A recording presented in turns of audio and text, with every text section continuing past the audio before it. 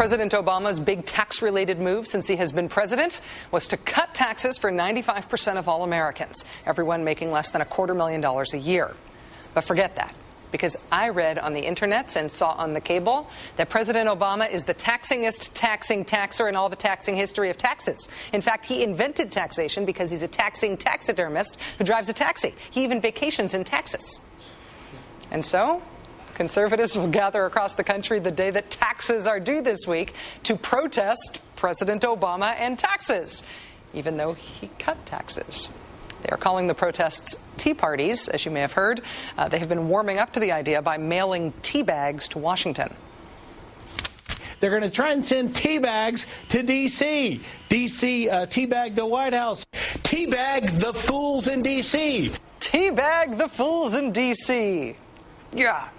Because it remains unclear what they are really protesting, and because it's clear that they don't know why they shouldn't refer to it as teabagging, the outstanding question about this April 15th day of amorphous outrage is whether it is a genuine grassroots movement. Some folks have noted that corporate lobbyists and Rupert Murdoch's media empire have a lot to do with organizing and promoting these protests. Among them, New York Times columnist and Nobel Prize winner Paul Krugman, who writes, quote, "The tea parties don't represent a spontaneous outpouring of public sentiment. They're astroturf, fake grassroots events manufactured by the usual suspects. In particular, a key role is being played by Freedom Works, an organization run by Richard Armey, the former House Majority Leader, and supported by the usual group of right-wing billionaires. And the parties are, of course, being promoted heavily by Fox News." Interestingly, the actual folks turning up for these events thus far seem kind of Ron Paul-ish. Folks at protests arguing against the legitimacy of the Federal Reserve, folks arguing for a return to the gold standard. I feel like I'm back outside the Republican primary debates with the exuberant Ron Paul supporters showing up all the other Republican candidates. Remember how the Ron Paul campaign raised $6 million in one day in a drive that coincided with the anniversary of the Boston Tea Party? Ron Paul supporters never called that fundraiser a teabagging, perhaps because they knew how to use UrbanDictionary.com. But as the country tries to figure out if the teabaggings this week are the place to look for the future of the Republican Party, is it also possible that the Ron Paul revolution of 2008 was also a window on that future? Joining us now is Air America's national correspondent and Daily Beast contributor, Anna Marie Cox. Anna Marie, thanks for joining us. Thank you, Rachel. Is there some Ron Paul revolution in the teabagging, do you think? Well, there is a lot of love in teabagging. You have to say that. And that was my favorite thing about the Ron Paul revolution. It had love in it, literally in the logo. You know, it's funny. They really did come up with the concept of the Tea Party. In 2007, actually, is when they started referring to some of their events as tea parties. It is curious, though, as you point out, they do not use the verb teabag. It might be because they're less enthusiastic about teabagging than some of the more corporate conservatives who seem to have taken to it quite easily.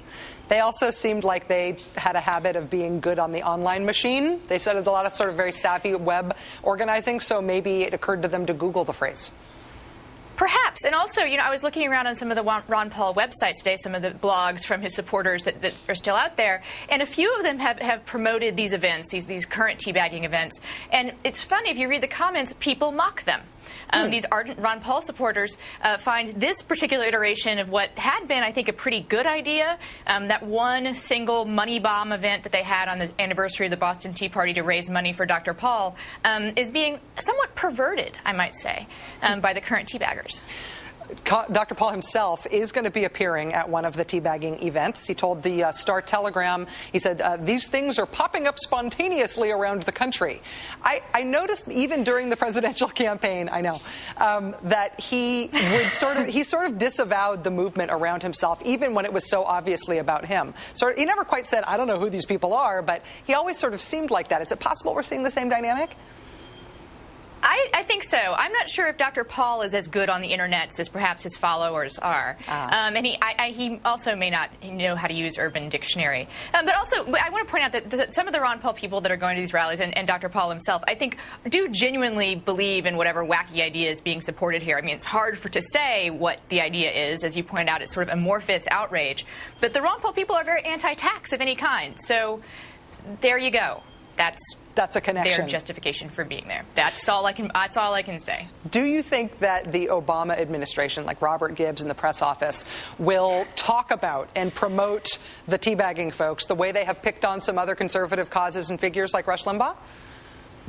Well, I have been waiting for Gibbs to talk about teabagging from the podium for a long time. And I'm sure there are other White House supporters who would also greatly look forward to him explicating the White House's position on teabagging. However, I don't think that's going to happen, partially because I think they also know how to use UrbanDictionary.com. I think that's fair to say. Wow, almost can't hold it together. Thank you very much, Anna Marie Cox, Air America national correspondent, Daily Beast contributor. Thank you very much. Look at me. Thank you, Rachel. I've never sneezed on the air, but now I have officially blushed twice.